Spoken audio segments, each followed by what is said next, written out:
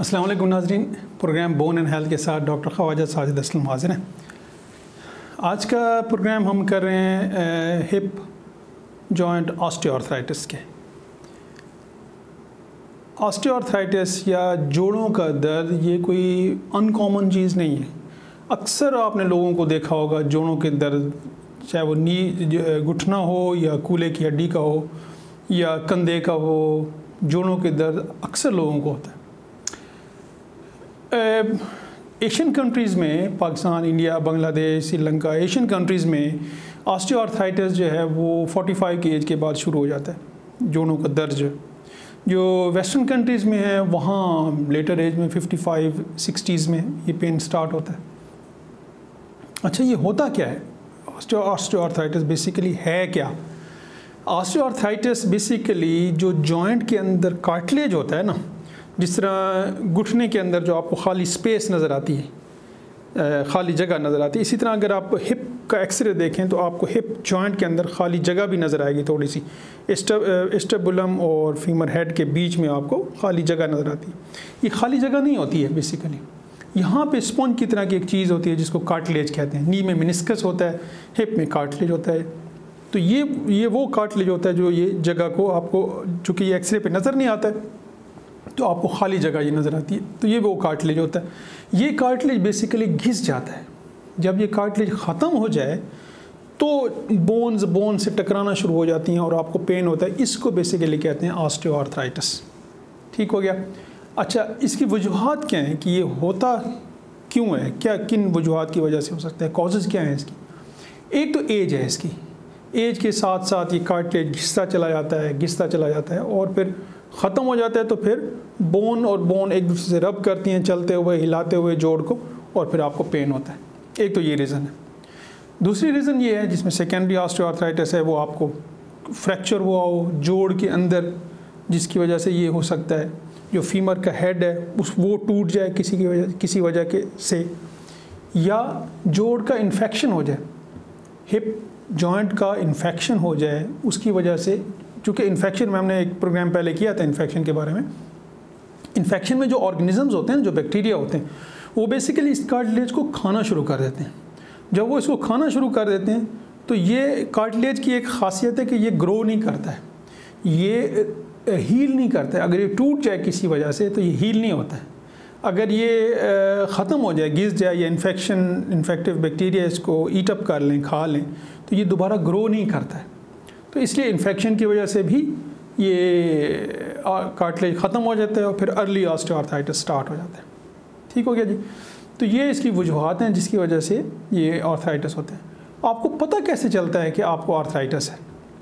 Pen होता है। जो हिप जॉइंट का पेन है, जो पेन हिप जॉइंट से आ रहा है, वो हमेशा आपको ग्रॉइन में फील होता है, ग्रॉइन में। समटाइम यही पेन हिप जॉइंट का रेडिएट करता है आपको प्रॉक्सिमल थाई में, या आपको बैक में, कमर में, या बटक्स में फील होता है। तो हिप जॉइंट के इर्द गिर्द के एरियाज़ में भी आपको ये पेन, ये दर्द महसूस हो सकता है। और ये पेन होता है आपको चलते हुए, रेस्टिंग में नहीं होता है। आप अगर सारा दिन बैठे रहें, सारा दिन लेटे रहें, तो बहुत कम चांसेस हैं कि आपको पेन हो। जो ही आप चलना शुरू करते हैं, जो ही इस जॉइंट को हिलाते हैं, तो आपको दर्द होना शुरू हो जाता है। और ये एवरी सिंगल स्टेप पे, क्योंकि आप चलते हैं तो हर कदम पे आप हिप जॉइंट को मूव करते हैं। जब मूव करते हैं तो एवरी स्टेप पे आपको पेन फील होता है। और ये पेन ग्रेजुअली टाइम के साथ साथ इंक्रीज़ होता है, इंटेंसिटी में बढ़ता जाता है, और आप फिर आपकी मूवमेंट्स लिमिट होती जाती हैं। आप पहले दौड़ सकते हैं, फिर आप दौड़ नहीं सकते हैं तो चलना शुरू करते हैं, फिर आप चलना भी ज़्यादा डिस्टेंस नहीं कर सकते हैं, फिर ग्रेजुअली आप घर में बाउंड हो जाते हैं, फिर आप व्हील चेयर पर आ जाते हैं। तो ये ऑस्टियोआर्थराइटिस की सबसे जो बुरी चीज़ है वो यही है कि आपकी सोशल एक्टिविटीज़, आपकी मूवमेंट्स जो हैं वो कम से कम लिमिटेड होती जाती हैं। जब मूवमेंट्स आपकी लिमिट हो जाती हैं, फिर आप कोई एक्सरसाइज नहीं कर सकते हैं, फिर आपका वेट बढ़ना शुरू हो जाता है, और फिर ओबेसिटी से रिलेटेड जितने प्रॉब्लम्स हैं, लाइक डायबिटीज़ है, हाइपरटेंशन है, कार्डियक प्रॉब्लम है, कोलेस्ट्रॉल का ज़्यादा होना है, ये सारे प्रॉब्लम्स के चांसेस बढ़ते जाते हैं, और फिर आप आर्थराइटिस और फिर दूसरी बीमारियों के इलाज में पड़ जाते हैं।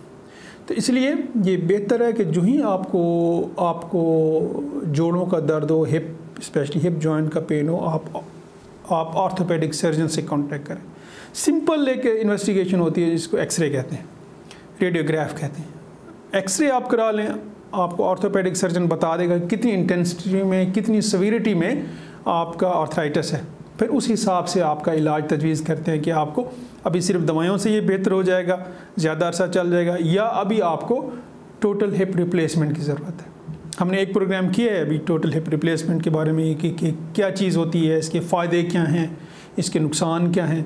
तो सबसे पहले ये है कि आप अपने पेन को इग्नोर मत करें। ऐसे मत करें कि आप एक लंबे अरसे तक आप दवाइयाँ खाते रहें। फिर ये जो स्पेशली NSAIDs हैं, जो पेन किलर्स हैं, specially non steroidal anti inflammatory drugs, ये आपके स्टमक को गैस्ट्राइटिस करती हैं, अल्सर बनाती हैं, और अगर आप ज़्यादा अरसा के लिए लें तो आपके गुर्दों के फंक्शंस भी कम हो जाते हैं। तो लंबे अरसे तक मेडिसिन लेने से बेहतर है आप पहले ऑर्थोपेडिक सर्जन को, स्पेशलिस्ट को दिखाएं। आपको एक दफ़ा डायग्नोज तो हो जाए प्रॉब्लम क्या है और उसके सॉल्यूशंस क्या हैं, ऑप्शंस क्या हैं आपके पास, फिर आपके लिए फ़ैसला करना आसानी होगी। अपना और अपनी सेहत का ख़ास ख्याल रखिए।